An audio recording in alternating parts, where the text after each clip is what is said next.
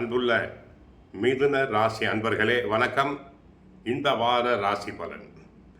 மிதுன ராசி அன்பர்களுக்கு ஜென்ம ராசியில் குரு, 3இல் கேது, 9ஆம் இடத்தில் சூரியன், செவ்வாய், சந்திரன், புதன், சுக்கிரன், ராகு, வாக்கிய பஞ்சாங்கப்படி சனி பகவானும் இருக்கிறார்.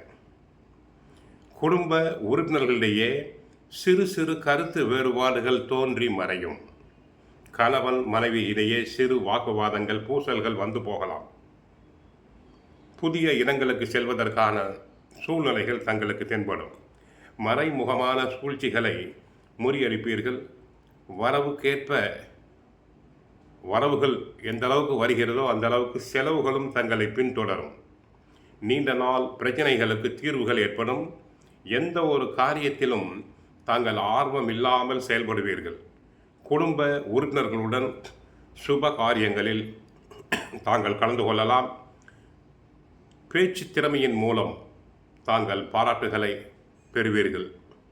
தங்களுடைய உழைப்பில் திறமையாக இருப்பீர்கள். மேல் அதிகாரி உங்களை பாராட்டுவார். எதிர்பார்த்த சில உதவிகள் தடைகளுக்கு பின் சாதகமாக நடைபெறும்.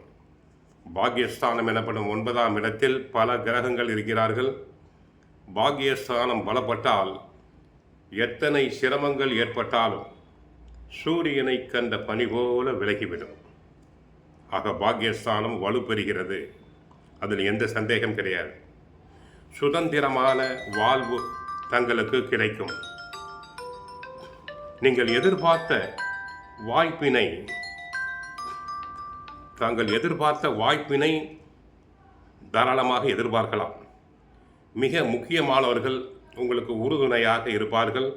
சுபகாரிய முயற்சிகள் அனைத்தும் தடங்களுக்கு பின் நிறைவேறும்.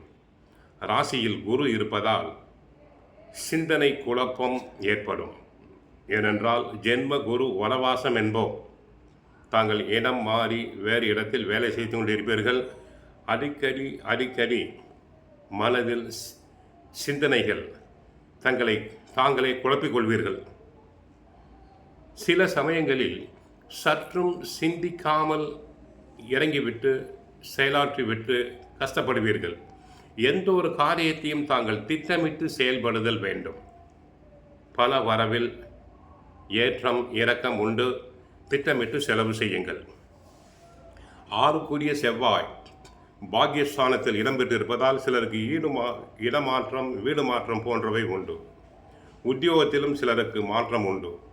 சனி செவ்வாய் இணைவு இருப்பதை கவனத்தில் கொள்ள வேண்டும். சகோதர ஒற்றுமை பாதிக்கலாம்.